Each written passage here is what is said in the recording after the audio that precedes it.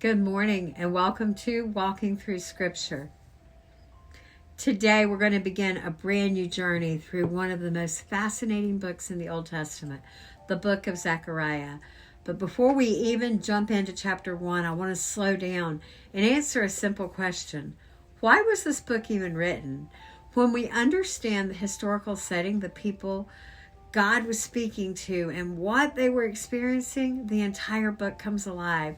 So before we actually read Zechariah, let's step into their world. The year is about 520 BC. Nearly 70 years earlier, Jerusalem had fallen to Babylon. The temple had been completely destroyed, and God's people had been carried away into exile because generations had rejected God's covenant and ignored the warnings of his prophets. Then everything changed. Persia conquered Babylon. King Cyrus issued a decree allowing the Jewish exiles to return home and rebuild the temple. About 50,000 people returned to Jerusalem with incredible excitement. But then reality set in, and really quickly. The city was still in ruins and resources were scarce. There was opposition that was coming from the surrounding nations, and it was getting stronger. Eventually, the rebuilding of the temple stopped. Not because God had changed his mind, but because discouragement and opposition had settled into the hearts of the people. Haggai and Zechariah. This is like one of my favorite discoveries in this. God didn't send just one prophet, he sent two. Haggai and Zechariah ministered at the same time. They were not competing with one another, they actually complement one another. Haggai confronted the people's priorities. He challenged them to stop building their own houses while they were neglecting God's house. His message could almost be summarized with one question: what are you building? Then Zechariah came alongside with a whole different emphasis. Instead of simply calling the people to go back to work, he lifted their eyes and he reminded them that God had not forgotten his covenant, that the temple mattered because it was part of God's much bigger story. Zechariah is often called the most messianic of the minor prophets. Throughout the book, we're going to encounter visions, symbols, promises, and prophecies that point directly toward Jesus Christ.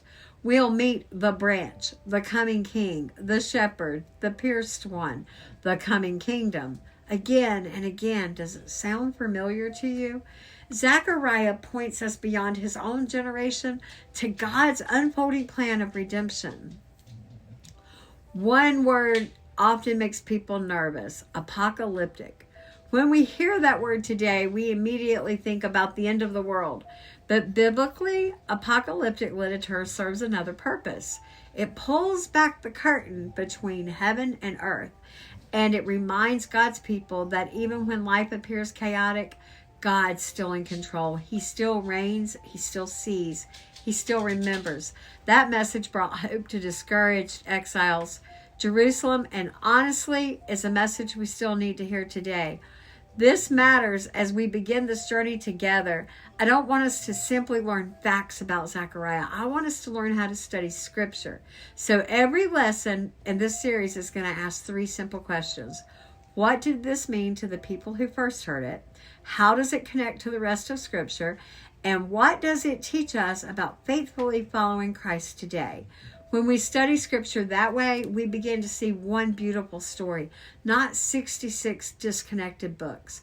One faithful God, one plan of redemption, one Savior. So, before tomorrow's study comes up, read Zechariah chapter 1.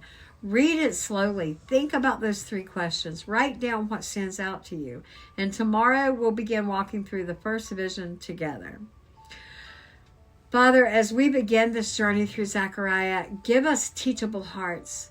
Help us not simply read your word, but help us to understand it in context. Help us to recognize how it points us to Christ and to faithfully apply it to our own lives. Thank you that you are God and you remember every promise you've ever made. May we trust you more as we walk through your word together. In Jesus' name, amen. Thank you for joining me as we begin walking through Scripture. Next time, we'll open Zechariah chapters 1 and 2, so make sure you read and discover God's invitation to a discouraged people. Return to me, and I will return to you. Until then, keep studying God's Word in context.